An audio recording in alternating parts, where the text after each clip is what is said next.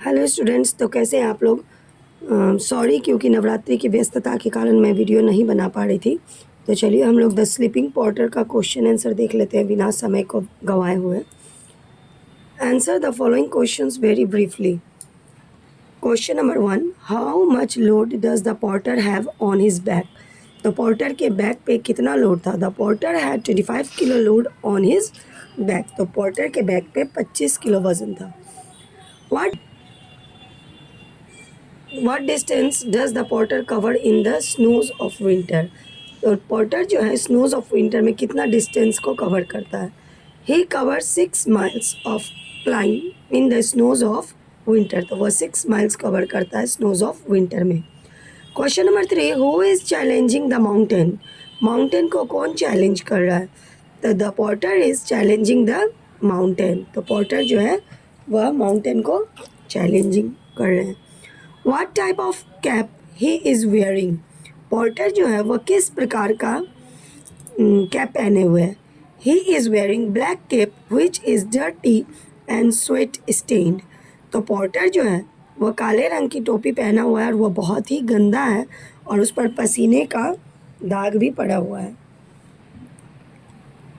Question number 5, What type of smell does the porter emit? तो किस प्रकार का जो दुर्गंध है पोर्टर जो है सो के शरीर से आ रहा है। तो he emits sulphur like sour smell.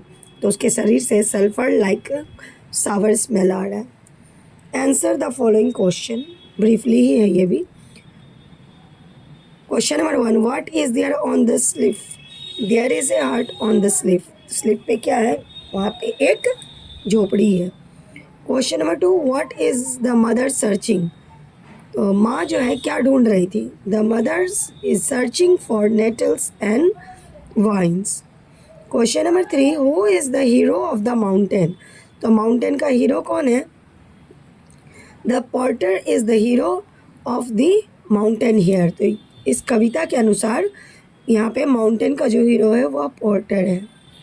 Question number 4, what is meant by lid of night. तो यहाँ पे जो है लीड ऑफ नाइट का मीनिंग क्या है। The star studded lid of night. आकाश में जो तारे चमचमा रहे ग्रुप्स में उसे ही लीड ऑफ नाइट कहा गया है इस कविता में। Who is regaining over the rich kingdom of sleep. तो नींद के साम्राज्य पे कौन राज्य कर रहा है। The porter is in deep slumber regaining over the rich kingdom of sleep. तो इसमें पोर्टर ही है जो एकदम गहरी नींद में अपने लग रहा है जैसे कि नींद के ऊपर ना अपना साम्राज्य बनाए हुए हैं। C1 लॉन्ग टाइप क्वेश्चन है। Question number 1, the poet has focused on trials and tribulations of the porter as elucidated. तो the poet in this poem has tried to focus on the distress and suffering of the porter. The poet says that the porter looks just like a skeleton on a frail frame. तो कवि जो है इसमें porter का distress और जो उसका समस्या है उस पर फोकस किए हैं। क्या किए हैं, तो कवि क्या कह रहे हैं कि पोर्टर जो है कैसा दिखता है जैसे फ्रेम में एक स्केलेटन हो। His body is an bundle of fleas and lice. उसका जो शरीर है उसमें बहुत सारे जू और लीक भरे हुए हैं।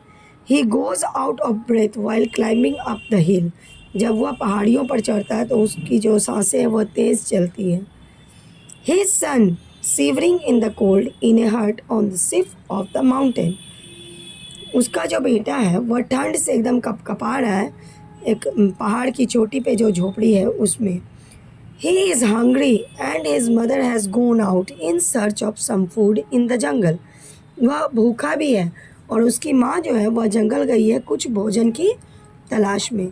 These are the challenges of life which the porter is facing. ये सारी जो चीज़ें हैं वह पोर्टर, यही उसके लाइफ का चैलेंज है जो पोर्टर को फेस करना पड़ रहा है। Question number 2, a mother is searching for nettles and vines. Who is she, why is she searching such things. तो a mother is searching for nettle and vines. माँ जो है नेटल्स और वाइन को खोज रही है। इसमें सी कौन है और वह क्यों ऐसी चीज़ों को खोज रही है। तो she is the mother of the child who is the son of the porter. तो कविता में सी जो है वह उस बच्चे की माँ है जो पोर्टर का बेटा है। Now father is away to work as a coolie living his family behind. तो अभी इसके पिता जो हैं वह कूली का काम करने के लिए अपने फैमिली को पीछे छोड़कर गए हुए हैं। There is nothing in the house to cook. और घर में कुछ भी नहीं है जिससे भोजन बनाया जा सके। So the lady is out in search of some wine to feed her child and some nettles to use that as firewood. तो इसीलिए वह महिला जो है वह भोजन की तलाश में गई हुई हैं और कुछ नेटल्स को और लकड़ियाँ को इसलिए लाएंगी ताकि उससे आग जला सकें। और that will fight the shivering cold when burnt and can be useful as firewood at the same time. तो जिसको जलाने से उसका बेटा जो ठंड से कपकपा रहा है वह भी समाप्त हो जाएगा और उस पर भोजन बनाने के भी काम आ जाएगा सेम टाइम में। Determination, hard work and continuity win the race. Do you agree? Write opinions with reference to the poem the sleeping porter. क्या हार्ड वर्क और कंटिन्यूटी जो है वह किसी भी रेस को जीता जा सकता है? अगर आप इससे सहमत हैं तो अपना राय दीजिए, वह भी पोएम को रेफरेंस देते हुए द स्लीपिंग पोर्टर को। Determination and hard work are the essence of life. Determination provide inner energy to work and hard